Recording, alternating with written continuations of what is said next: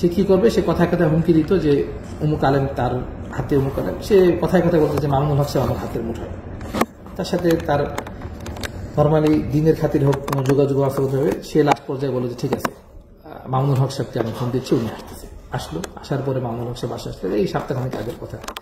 বাসায় আসার পরে সে বলল যে ঠিক আছে, কিভাবে কি করা যায়। তো আসার পরে সে বলল আমি দিনের জন্য নিজেকে কুরবান করতে চাই, ওই নাটকীয়তা একই, দিনের জন্য কুরবান করতে চাই, আমার দিনের জন্য আমি এই করতে চাই, সেটা দিন যা বলে সেটাকে মানুষ বলছে ওকে তা ঠিক আছে। আমাকে প্রশ্ন হলো যে আমি তো এটার জন্যই বসে আছি। তো বলো যে ঠিক আছে, তোমরা আইনগতভাবে তোমাদের উকিলরা লিখিত দিবে যে আমরা সম্মতি মানে উভয়ের পরস্পরের সমাধানে আমরা বিচ্ছেদ হয়ে যাচ্ছি, আমাদের কোনো ধরনের কোনো দাবি দাবা নাই, আমরা শরীয়তের যেই আইন হয়, এবং মামুন সাহেবকে কাজী শব্দটা আমি উল্লেখ করলাম, উনি কাজী থেকে শরীয়ত যেটা বলে সেই অনুযায়ী আমল হবে, এবং শরীয়তের বাইরের যে কোর্ট কাছারি আছে, কাস্টডি মামলা আছে, এগুলোতে আমরা দ্বারস্থ হবো না, আমরা লিখিত হবে এবং আমরা বিচ্ছেদ হবো 3 দিনের মধ্যে, আগামী 3 দিনের মধ্যে। এই কথা বলার পরে সে বললো যে আলহামদুলিল্লাহ আমি দিনকে মানতে পারলাম। মানে আমি তখন মামুন সাহেবকে বললাম যে দেখেন সে যে কাজগুলা অবৈধ করতেছে, সে ফেসবুকে মিথ্যাচার করতেছে, এটা বন্ধ করার জন্য মানে অনেক কিছু বললাম। যাই হোক, তো যেহেতু সমাধান হয়ে গেছে, উনি কথা আগে না বাড়ে উনি চলে গেলেন বাসা থেকে। যাওয়ার পরে সে বলল যে আমাকে বলতেছে যে তুইও একটা গাধা, তোদের মামুনুল হকটা একটা গাধা, তোদের হুজুর সম্প্রদায় একটা গাধা, তোরা ইসলামের আইন সম্মতে তোরা লিখিত করবি যে আমরা শরীয়ত সম্মতভাবে করতেছি, দেশের আইনে আমরা যাব না, এটা বলে তো রাষ্ট্রদ্রোহী মামলা হবে তোমাদের বিরুদ্ধে। এটা ছিল তার কথা। আমি বললাম যে ওকে, তাহলে কি করণীয়। এই করতে করতে দেখেছি সে 2 দিন পরে দেখলাম যে আমার বাসায় হাজির, কি যে আমি নামাজ পড়ে বের হয়েছি, দেখি যে বাসায় পুলিশ টুলিশ নিয়ে হাজির, এই যে একটা মেয়েকে নিয়ে আসছে, সেই মেয়েকে নিয়ে যে আমার বিরুদ্ধে মামলা। সে এদিকে তালাক চায় আর ওদিকে সে মামলা করে যে আমি তাকে যৌতুকের জন্য টাকা চাচ্ছি এবং তাকে ইতিপূর্বে কোনো ভরণ পোষণ দিই নেই, বাচ্চাকে মারতেছি, এবং আমি যৌতুক না দেওয়ার কারণে আমি তালাক দিতে চাচ্ছি। অর্থাৎ সে আমাকে এভাবে আটকাচ্ছে যে আমি মানুষকে দেখাবে সে তালাক চাচ্ছে, আর কেসের মামলায় সে আমাকে ফাঁসায় রাখছে যে আমি তাকে তালাক দিতে চাচ্ছি, যৌতুকের কারণে সে চাচ্ছে না। এই তার ছিল ভিতরের পরিকল্পনা এবং বাইরের অবস্থা। আর বাসায় যে বন্দি থাকার ব্যাপারটা সে বলে, একটা মানুষ সারাদিন ফেসবুকিং করতেছে, আমি বাইরে আছি, সফরে আছি, ওই বাসায় সে বিভিন্ন মানুষকে নিয়ে আসতেছে। এই যে যেই মহিলাটা, এই যে মানে উকিল, জানি না ওনার উকিল ওকালতি কত রক্ষী, তার তো আইনের কোনো ভাষা মানে আইনের কোনো নলেজও আমার জানে, আমি তো আইনের লোক না, বাকি আমি যেটা বুঝি। সে দীর্ঘদিন যাবৎ সে আমার বাসায় আসে, লাস্টে কয়েকদিন যাবৎ আমি যখন বাসায় আসতে গেছি, বাসায় ফোন দিয়ে বলছে বাসায় দিনী বোন আছে, দিনী বোন। এই পরশুদিন যখন উনি সামনাসামনি হলেন তখন বুঝলাম যে এই দিনী বোন হচ্ছে সেই দিনী বোন। এই মহিলাটা বাচ্চা কাচ্চা নিয়ে এই আমার বাসায় বসে আমার বিরুদ্ধে আমার নামে মামলা সাজাচ্ছে, আর তাকে দিনী বোন পরিচয় দিয়ে, এবং এই লাস্টে সে মামলাটা সাজানোর আগে কি হয়েছে, সপ্তাহখানেক আগে সে আবার সে এক কাহিনী, সেই আমার কার্ডের নাম্বার চুরি করে সে 1 সপ্তাহে 8,18,000 টাকা সে উধাও করে নেয়। এবং সে প্রত্যেকবার মানে যখন তার আম্মার মানে আমি যদি এখন তার মাকে টাকা দিই সব সমস্যা সমাধান, তাকে টাকা দিব, টাকা দিলেই সমস্যা সমাধান। যখন আমি বললাম যে ভাই এই ক্ষেত্রে আমি তোমাকে আর ছাড় দিতে রাজি না, তুমি আমার টাকা ফেরত দিবা এবং তুমি শরীয়তসম্মতভাবে তুমি আলাদা হয়ে যাও। এই তখন থেকে সে এই মামলা দিয়ে শুরু করে, ফেসবুকে শুরু করে তাকে বন্দি, এবং মামুন হোসেন তাকে প্রশ্ন করে যে তোমাকে জোর করে পোস্ট করে, কিভাবে জোর করে। একটা মানুষ যে কিনা কোর্টে যেতে পারতেছে বাসার থেকে, সে মেডিকেলে যেতে পারতেছে, সে বাচ্চাকে নিয়ে কোর্টে যাচ্ছে, আসা যাওয়া করছে, সে কিভাবে বন্দী হয়। এরপরে লাস্টের ঘটনা আমি বলি, যখন আমি পরশুদিনকার ঘটনা, আমার দুবাই ভিসা শেষ হয়ে যাচ্ছে, দুবাই যাব, সে যাওয়ার আগের দিন সে পুলিশ নিয়ে আসে যে সে বাসায় বন্দী। পুলিশ আসার পরে সে পুলিশকে পেশ করে যে আমি বাসায় বন্দী অবস্থা আটকে আছে। পুলিশ বলে যে ভাই আপনি বন্দী কোন দিক থেকে, সে বুঝাইতে অক্ষম হয়, তার অ্যাডভোকেট ছিল, তার অ্যাডভোকেটও বুঝাইতে অক্ষম হয়। তখন অ্যাডভোকেট সাহেবকে আমি বলি যে আপনি আমার বাসায় আসা যাওয়া করতেছেন, আপনি বন্দী কোন নাটকীয়তে আপনি বন্দী বলতেছেন। তখন বাধ্য হয়ে পুলিশ বলে যে ভাই আপনি যদি রিস্ক মনে করেন আপনি আপনার আম্মার বাসায় চলে যান, সে স্বামীর বাসা ছাড়া সে যাবে না, সে এই বাসায় থাকবে, এখানেই করবে, কিন্তু তার টাকা পয়সা, তার যে চাহিদা সেভাবে তাকে দিতে হবে, দিয়ে এরপরে তার সে যেটা চায় সেটা তাকে করতে হবে। আমি বললাম যে ভাই তুমি আইন গেছে, আইন থেকে তোমাকে কেন টাকা দেবেন, তোমাকে কেন টাকা দিবে, এই কাজগুলো ব্যবসা, আজকে তুমি এখান থেকে নিয়ে আর কালকে যে তুমি বাচ্চাকে নিয়ে এসে তার কথা কি যে তালাক দিলে সে আরেক জায়গায় যায়, আমার বাচ্চাটাকে নিয়ে এসে আরেক জায়গায় যায় মানুষ করবে, এই করবে। এই যে বাচ্চার ছবিগুলো সে দিচ্ছে, তা আমার বাচ্চার রক্ত বের হয় 6 মাস জন্মের 6 মাস পর থেকে লাফালাফি করলে নাকে রক্ত করে, সেই রক্তগুলোকে সে কতদিন আগের ছবি আল্লাহ পাক ভালো জানে, সে করে দিচ্ছে যে বাচ্চাকে পড়া করা হচ্ছে, বাচ্চাকে ছুরি চালা হচ্ছে। পুলিশ যখন আসছে তখন দেখছে যে বাচ্চা আমার সাথে কিভাবে আন্তরিক, এবং মানে তারা আশ্চর্য হয়ে গেছে। এবং এই তার মহিলা উকিল বলতেছে যে আপনি যেভাবে আমাকে বলছে যে যেভাবে আপনার ওয়াইফ বাচ্চা নিয়ে চলে যায়, কার কার জায়গায় থাকে, কোথায় কি, এরকম আমি করলে তো আমার স্বামী আমাকে মেরেই ফেলতো। এই উকিল সাহেবের কথা। এই উকিল সাহেব এখানে এসে বলবো যে এটা তো কোনো বাস্তবতা পাচ্ছি না, অথচ জাস্ট মূল সমস্যা কি, যে তার চাহিদা অনুযায়ী তাকে কেন আমি বন্দি করব, যে কথা বলা যাবে না পুরুষদের সাথে, কোনোভাবে তাকে আটকানো যায় না, ব্যাপকভাবে সে পুরুষদের সাথে কথা বলবে, আমাকে না জানে আমার বাসায় তার আম্মা যে কোনো পুরুষ পার্কে নিয়ে আসবে। এটা কিভাবে সহ্য করা যায়? কিভাবে সহ্য করা যায় যে আমার বাসায় সে যখন তখন পুরুষ মানুষ আনবে, যে কোনো আলেম হোক যাই হোক, আমার সাথে বলে না, যে কোনো আলেমদের সাথে যোগাযোগ করবে তার মতো করে সে আমাকে মানে থ্রেড দেয়, বড় বড় আলেমদেরকে নিয়ে সে থ্রেড দেয় যে অমুক আলেমের আমি এটা জানি, অমুক আলেমের সেটা জানি, অমুক আলেম আমার হাতের মুঠায়, সে ব্ল্যাকমেলিং থ্রেড দেয়। তা আমি তখন বললাম যে ভাই কোন আলেমের কি জানো তুমি জানো, আমি আলহামদুলিল্লাহ ক্লিয়ার আছি, আমার কোনো কিছু অস্পষ্টতা নাই যে আমার তোমার ভয় করতে হবে, তুমি কি করবা করো। এরপরে এই লাস্টে সে নিজের থেকেই এই আপনার এই যে সে যে একটা সাংবাদিক সম্মেলন করলো, যেখানে সে আল্লাহ মাফ করুক সেখানে মামুন সাহেবের নামটাও ছিল, মামুন সাহেব তো তাকে দিনের খাতিরে বলছে যে তুমি দিন অনুযায়ী সমাধান নাও, সে মামুন সাহেবের সমাধানটাকে সে মানে নাই, না মেনে সে আমাকে আরো বলতেছে যে আমি যা বলবো মামুন সাহেব সেটা করতে বাধ্য।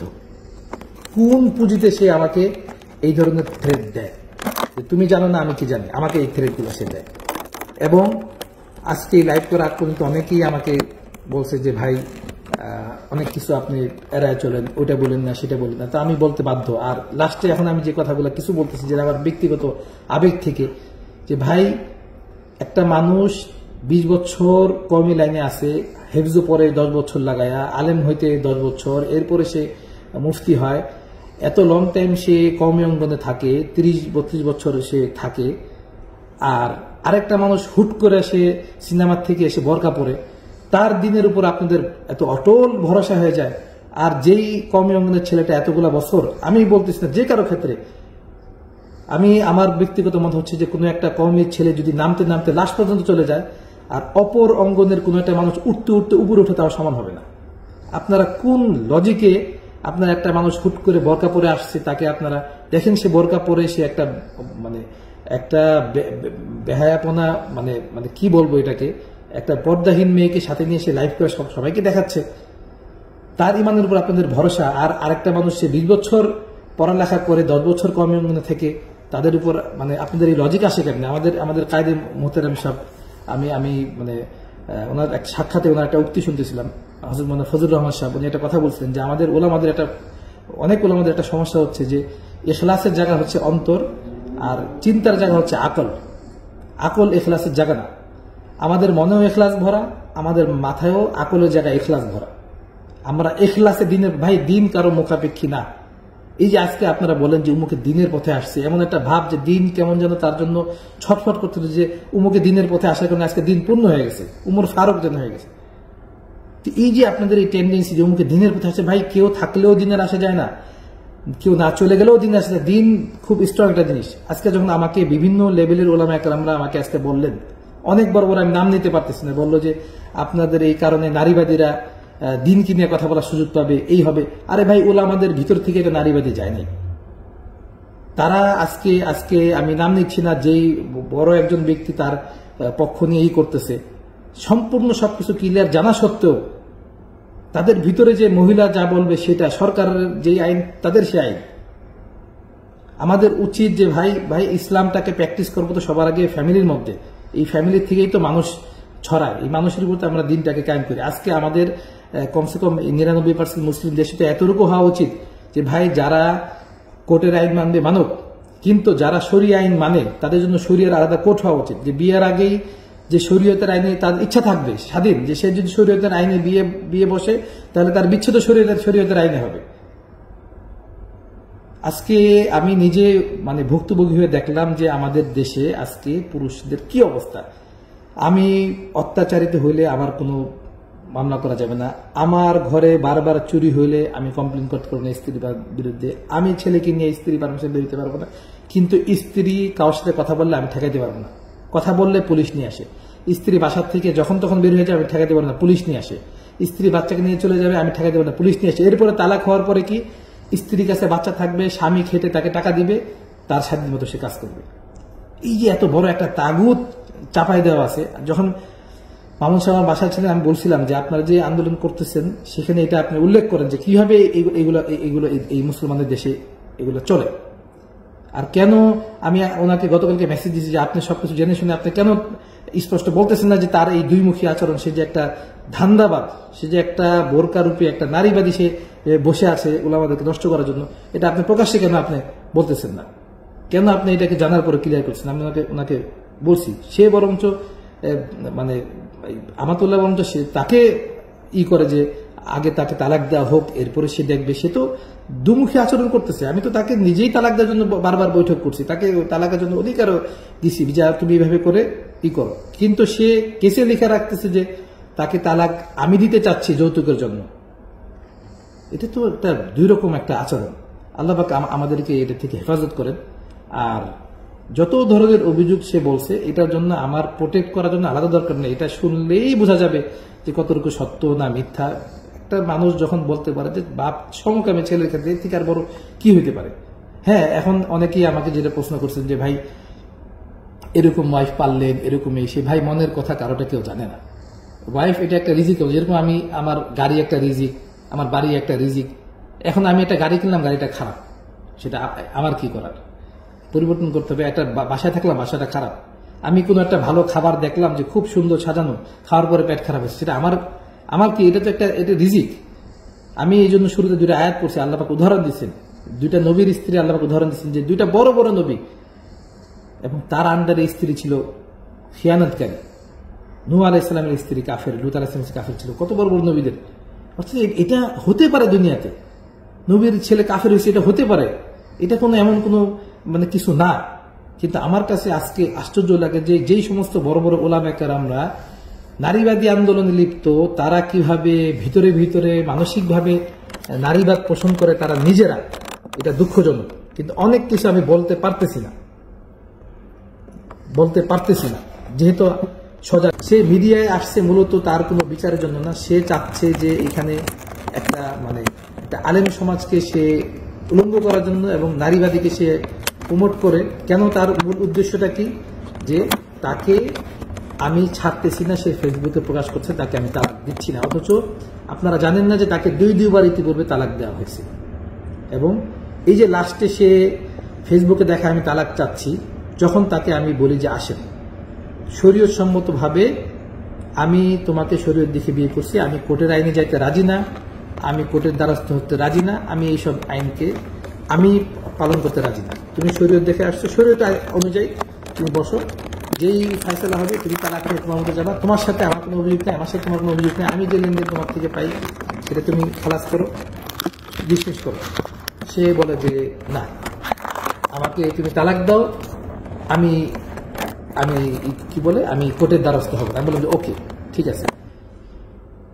আজকে আমার এই সংক্ষিপ্ত ভিডিও করার মূল কারণ আমার ব্যক্তি না, কারণ আমি নিজেকে এমন কোনো ব্যক্তি ভাবি না যে আমার কোনো পারিবারিক ইস্যু বা আমার কোনো ব্যক্তিগত জিনিস আমাকে ফেসবুকে আনতে হবে, কথা বলতে হবে।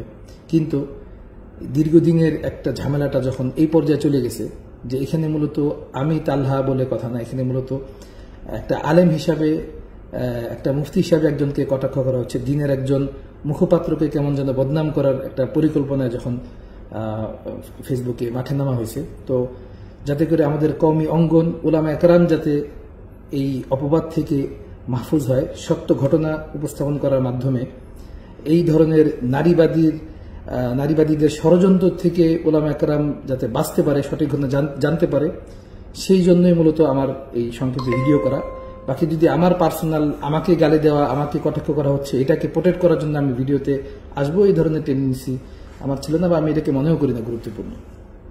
তো বিষয়টা হচ্ছে যে আমি সংক্ষেপেই বলবো যে আমি একটা হাদিস একটু আগে আপনাদের সামনে পেশ করলাম যে আল্লাহ রাসূল সাল্লাল্লাহু আলাইহি ওয়াসাল্লাম বলেন যে আল্লাহ পাক যে ব্যক্তি কোনো বান্দার কোনো ধরনের অপরাধ বা যে কোনো বিষয় গোপন করে, আল্লাহ পাক কিয়ামতের দিন দুনিয়া এবং আখিরাতে তার বিষয়গুলো আল্লাহ পাক গোপন রাখেন। আর সেক্ষেত্রে সেই বান্দা যদি আমার সাথে সম্পর্কে স্ত্রী হয়, সেখানে তো ব্যাপারটা আরো বেশি সেন্সিটিভ হয়ে যায়। তো সেই সব দিকে লক্ষ্য করেই মূলত আমার চুপ থাকা ছিল। এবং আমি এটা যেহেতু বিভিন্নভাবে সমাধানের জন্য অন্যভাবে চেষ্টা করা হচ্ছিল, তো যেহেতু সে এটাকে ব্যাপকভাবে আনছে এবং এটাকে ওলামা একরামকে কটাক্ষ করার একটা পুঁজি বানাচ্ছে, এই জন্য মুখ খুলতেই হয়। তো সংক্ষেপেই সবগুলো বলার চেষ্টা করব। সেটা হচ্ছে যে প্রথম হচ্ছে যে আমার সাথে তার বিয়ে। তো আমি তার লাইফে, আমার কাছে সে প্রথম আমার লাইফে, বাকি তার লাইফে আমি তৃতীয় বা চতুর্থ।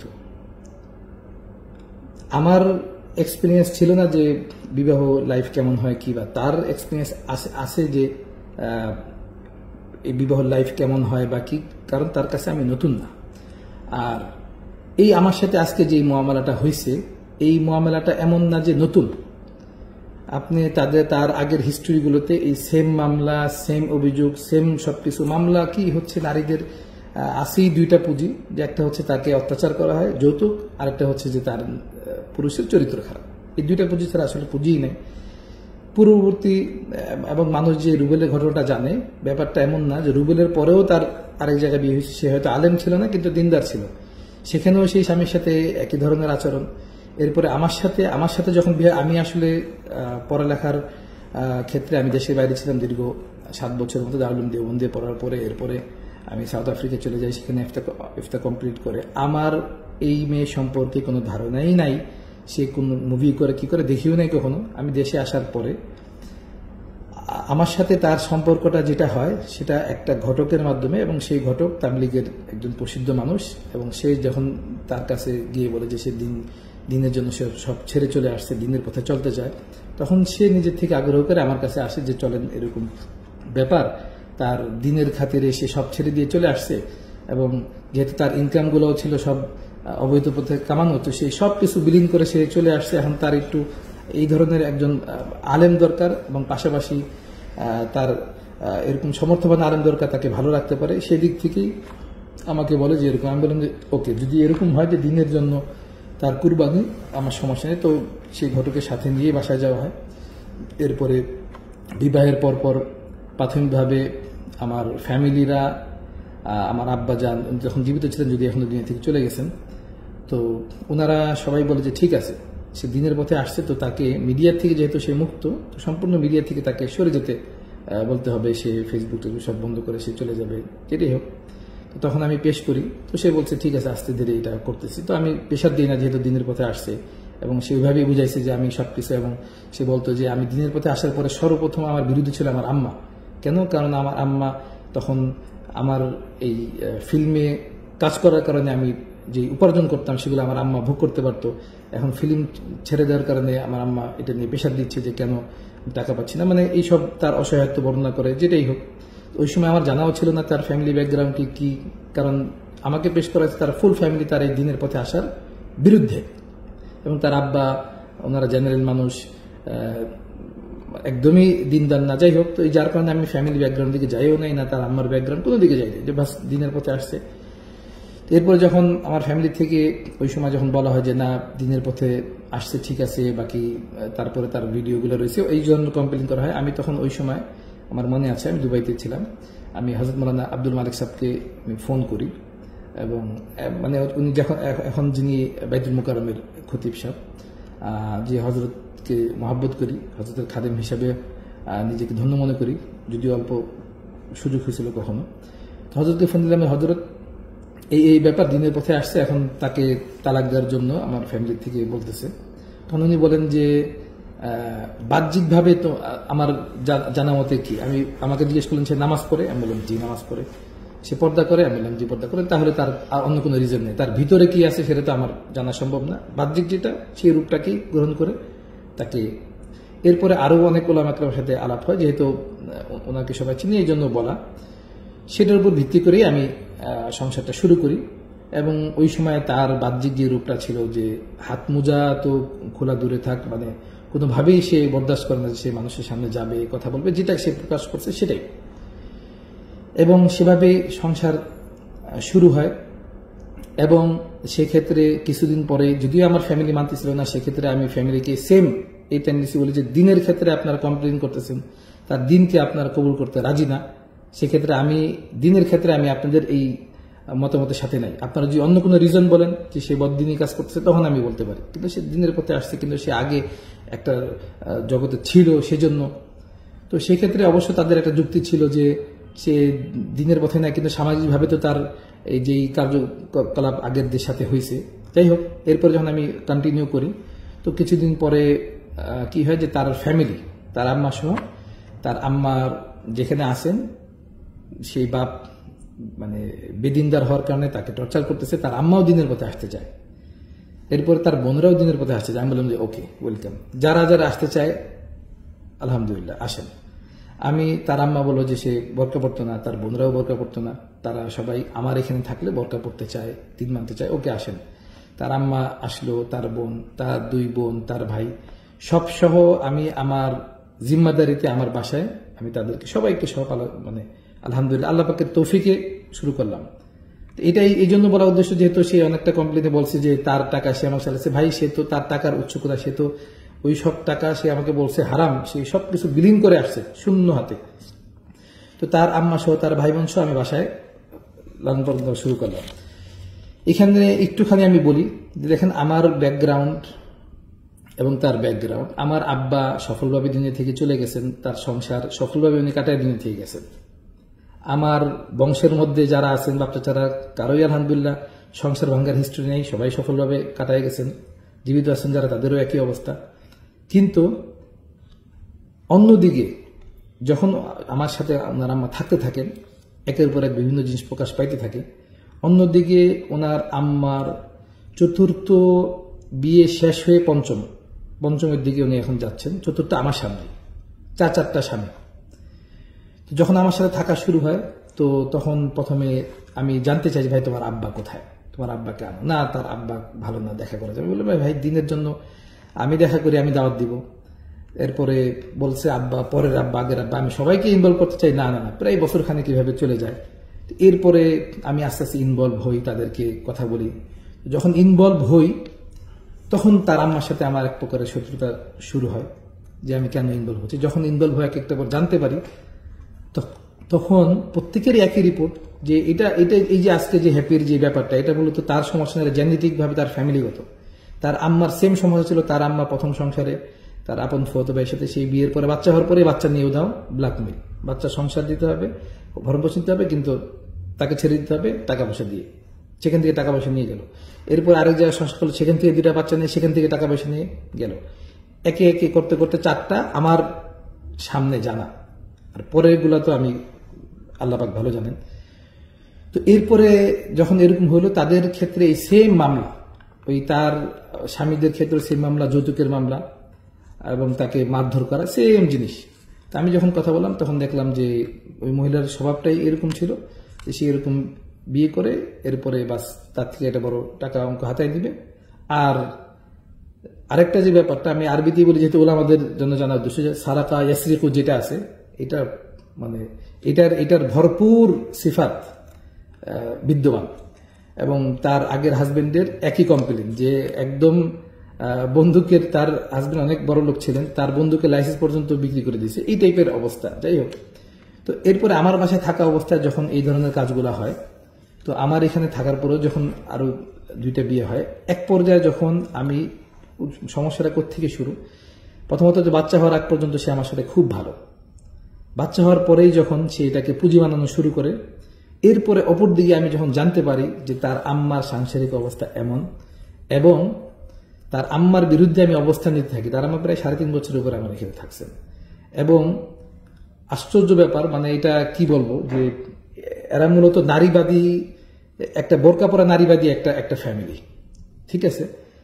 মানে এমন অবস্থায় যে পরবর্তী 2 স্বামীর ক্ষেত্রে এমন হয়েছে যে সে আরেক জায়গায় বিবাহিত অবস্থায়, ওইখানেও সে ওয়াইফ, এখানেও সে একসাথে 2 স্বামী লালন করা শুরু করলো। যখন আমি এগুলাকে আমি আস্তে আস্তে তার সাথে মোকাবেলায় গেলাম, এক পর্যায়ে সে যখন চতুর্থ আরেকজনকে গ্রহণ করতেছে এবং আরেক স্বামী রেখে, আমি তখন প্রতিবাদ করি এবং এক পর্যায়ে সে আমার বাসায় থেকে সে ফাঁসিতে ঝুলতে যায় ওনার আম্মা। তখন আমি এক পর্যায়ে আমি মানে প্রচন্ড রকমের হয়ে বলি যে ভাই আপনি আমার বাসা থেকে এই মুহূর্তে চলে যান। আমি তাকে মানে হিট করতে যাই যে আপনি না গেলে আমি বাধ্য বের হইতে হবে। এরপরে তাকে বের করে দেওয়া হয়। এই বিগত 1-1.5 বছর আগের ঘটনা। বের করে দেওয়ার পর থেকেই সে তার মেয়েকে দিয়ে শুরু করে, তার মেয়ের তো আগের অভিজ্ঞতা আছেই, শুরু করে একের পর এক এই ব্ল্যাকমেইলিং এবং আচরণগুলো। এই যে একটা ভিডিও সে সোশ্যাল মিডিয়াতে দিছে, সেই ভিডিওতে 3 বছর আগে ভিডিও যেখানে তার মা যে আওয়াজটা চিল্লাছে তার মা পাশে থেকে, এবং সে তালাক চাচ্ছে। সে কি করতো, বিভিন্ন সিন ক্রিয়েট করে আপনার থেকে যখনই কোনো একটা টাকা অ্যামাউন্ট উদ্ধার করবে এরপরে আপনার কাছে সে তালাক চাবে। এবং আমি এটাও জানি যে তালাক যে চায় এটা সম্পূর্ণ তার একটা সাজানো নাটক থাকে। ইতিপূর্বে তাকে অধিকার দেওয়া দুইটা তালাক তাকে অধিকার দেওয়া হয়েছে, সে 2 তালাক সে নিচে নেওয়ার পরে আবার সে ঘুরে এসে থাকছে, তার কিন্তু এখন অনলি লাস্ট তালাক বাকি। কিন্তু যখন বাচ্চা হয়ে গেছে এবং দেখছি আমি বাচ্চার প্রতি দুর্বল, বাচ্চাকে নিয়ে আমি যখন এবং তার ফ্যামিলি ব্যাকগ্রাউন্ড জানার পরে যখন থেকে আমি দেখতেছি না এইখানে আমার এই বাচ্চাকে লালন পালন করা সম্ভব না, নানির থেকে দূরে সরায় তাদের থেকে আলাদা করে এবং তার মেয়েকে আমি আলাদা করে, তখন থেকেই তার শত্রুতা শুরু। এবং এই যে তার মার যে অভ্যাসগুলো আগে শুনছি, আমার এখানে এসে আমি তো বিয়ে করছি তার মেয়েকে, আমার তো তার মাকে পালা আমার জন্য ফরজ না কিছু না, তার মেয়ের সেম অভ্যাসগুলো শুরু হয়। আমার ব্যাংকের থেকে কার্ড নিয়ে যখন তখন মানে ওই যে ফেসবুকে যে বুস্টিং করে সেখান থেকে কার্ডের নাম্বার নিয়ে, এর আগে ইতিপূর্বে 13 লক্ষ টাকা নিয়ে যায়, সেটাকে নিয়ে আমি মীমাংসা করি, সেই টাকা সে পরে ফেরত না দিয়ে পরে তার একটা জমি ছিল সেটা লিখে দেয়, এরপর আবার শুরু হয় একের পর লেনদেন। যখন এগুলো শুরু করি তখন সে আমাকে এই বাচ্চাকে নিয়ে ব্ল্যাকমেইল শুরু করে যে আমি বাচ্চাকে, এই প্রায় বছর 1.5 আগে, যে আমি বাচ্চাকে নিয়ে টর্চার করি, মারামারি করি। এইভাবে সে একাধিকবার বাসায় পুলিশ আনে, একাধিকবার। যখন তখন ফোন দিলেই বাসায় পুলিশ চলে আসে, পুলিশ এসে দেখে যে ভাই ঘটনা তো উল্টা, চলে যায়। এরপরে তার শুরু হয় তার নারীবাদী যে আচরণগুলো, মানে বোরকা পড়ছে বাস এটাই, কিন্তু বোরকা পরা নারীবাদী। সে যখন আমি বলি যে তার আপনার আম্মা কিভাবে আমাকে এইভাবে লুকায় আছে, আরেকটা স্বামী থাকা অবস্থায় 1 2 স্বামী, তার টেন্ডেন্সি সে ফেসবুকে লেখালেখি করে যে সে একাধিক বিবাহ আর কি বিবাহ সে লেখালেখি করে প্রোগ্রাম করে। অথচ সে বলে কি যে পুরুষরা যদি তোমরা 2 বউ রাখতে পারো একটা মেয়ে কেন পারবে না, এই তো তার টেন্ডেন্সি। আল্লাহ মাফ করে। আমি তখন আশ্চর্য হয়ে যাই, ভাই তার মারকে নিয়ে প্রশ্ন করার কারণে তার এই টেন্ডেন্সি, এবং সে নিজেও সেই টেন্ডেন্সি ধারণ করে, আল্লাহ মাফ করুক। তো এক পর্যায়ে যখন এটা নিয়ে এবং সে বিভিন্ন ওলামা একরামদেরকে ফোন দিয়ে মাসলা নিয়ে এটা করতে চায়, আমাকে সে যে আজকে যে তার উকিল বলল যে আমি বাচ্চার ক্ষেত্রে সমকামী, প্রায় 1-1.5 বছর আগের থেকে সে এটা মানুষকে প্রচার করে যে একটা বাচ্চা 3 বছরের বাচ্চা, এখন তার বয়স 4 বছর 3 মাস, তার সাথে নাকি একটা বাপ সমকারী। মাউজুবিল্লাহ তাআলা, কি ধরনের মানে মিথ্যাচার এবং নাটকীয়তা তার হইলে আল্লাহ পাক হেফাজত করেন।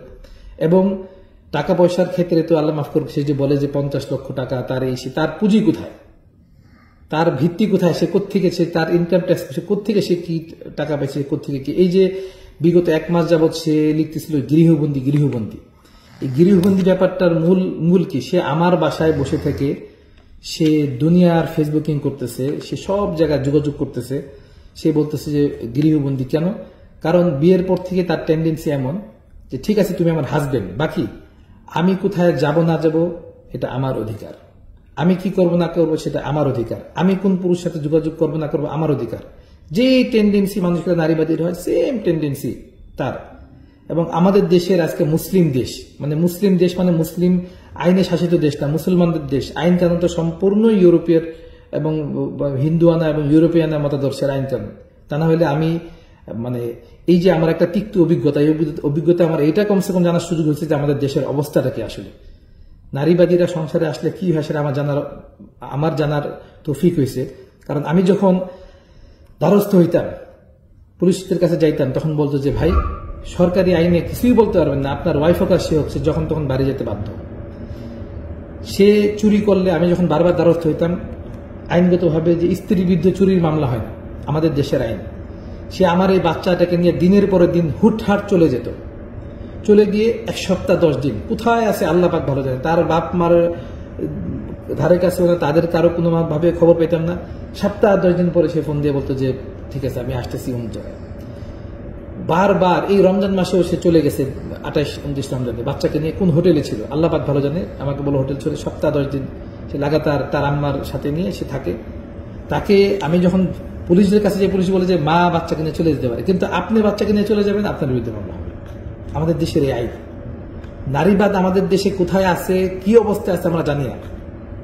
একটা বাচ্চাকে সে বাচ্চা হওয়ার পরে একটা মানুষ তালাক নিয়ে চলে যাবে, বাপ সেই বাচ্চার ভরণ পোষণ দিবে, বাপ খরচ দিবে, কিন্তু মার ইচ্ছায় সেই বাচ্চা কোন স্কুলে পড়বে ডিসাইড করবে মা, সেই বাচ্চা কি করবে ডিসাইড করবে মা, খরচ দিবে বাচ্চা গাধার মতো একটা বাপ খরচ দিয়ে যাবে। এই হচ্ছে আমাদের দেশের অবস্থা। কারণ যতবার সে পালাইছে ততবার আমি এই আইনের কাছে কিছু আইন বলছে আপনি কিছুই করার নেই এখানে, কিন্তু আপনি যদি বাচ্চাকে নিয়ে যান আপনার সাথে সাথে গুম মামলা হয়ে যাবে, এরকম এরকম অবস্থা। এরপরে সে যেই ফেসবুকিং করত, প্রথম কথা হচ্ছে যে দেখেন আমি ফেসবুকে লাইনের লোক না, আমার যে পরিচয় এটা ফেসবুক দিয়ে না। আমি আজকে যদি জমিয়তের কোনো খাদেম হিসেবে কোনো কাজে লেগে থাকি, এটা আমার ফেসবুকের পরিচয় না। জমিয়ত আমাকে ফেসবুক দেখে নেয় নাই।